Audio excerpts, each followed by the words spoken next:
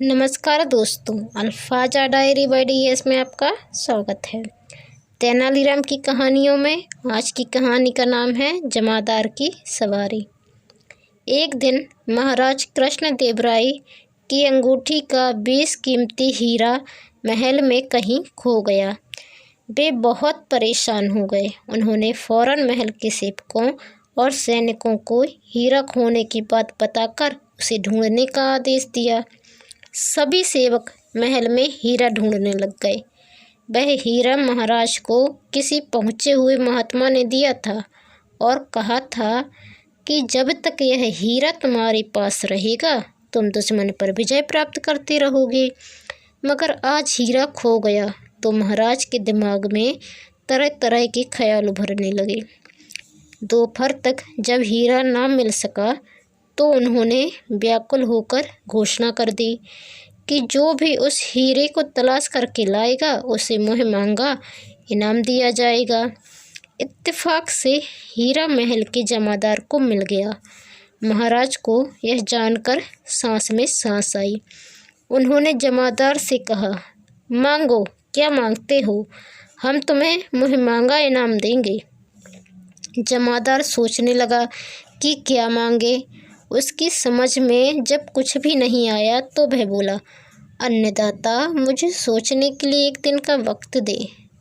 महाराज ने उसकी बात स्वीकार कर ली। उसी दिन मंत्री के मस्तिष्क में एक खुरापात आई। उसने तुरंत सेनापति को अपनी योजना से आगाह कराया।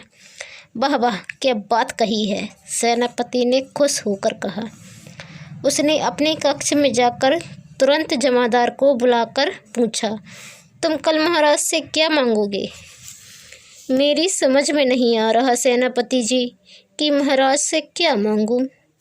सेनापति ने तुरंत सोने की अशर्फियों से भरी एक थैली उसकी तरफ बढ़ाते हुए कहा, ये लो, इसमें 1000 सोने की अशर्फी हैं। तुम्हें महाराज से वही मांगना है जो हम कहें।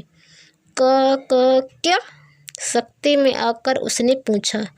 सेनापति ने उसे अपनी बात बताई। सुनकर जमादार सहम गया। यदि तुमने हमारी बात नहीं मानी तो समझ लो जान से हाथ धो बैठोगे, उसको धमकाते हुए सेनापति ने कहा। भयभीत होकर जमादार ने कबूल कर लिया। दूसरे दिन महाराज ने उसे बुलाकर पूछा, बोलो, क्या मांगते हो? महाराज हाथ जोड़कर वह डरते डरते बोला, मैं तेनाली जी की पीठ पर बैठकर बाजार में घूमना चाहता हूँ। क्या बकते हो? महाराज दहाड़े, तुम होश में तो हो? मैं यही चाहता हूँ महाराज। ठीक है, अभी तुम जाओ और कल दरबार में उपस्थित होना।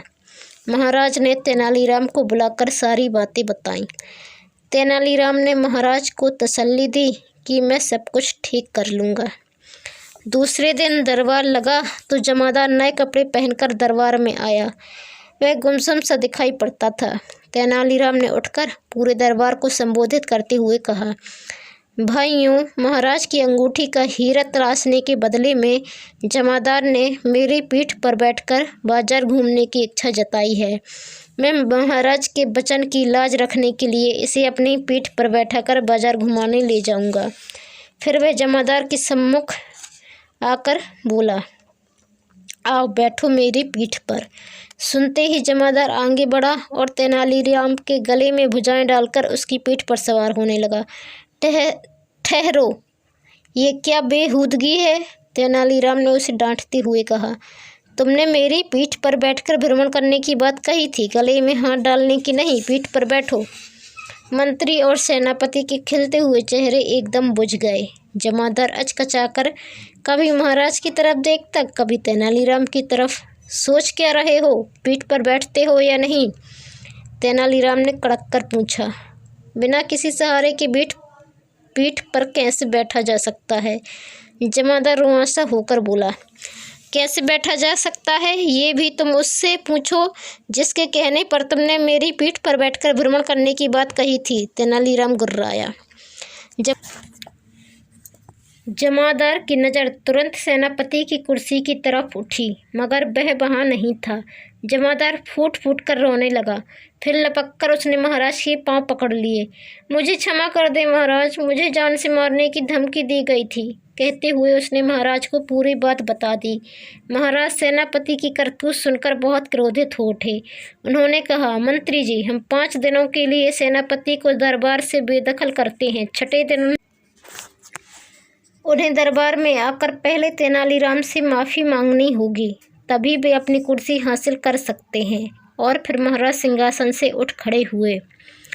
तो ये थी तेनालीराम की कहानी जमादार की सवारी। ये आपको कैसी लगी कमेंट कर ज़रूर बताएं।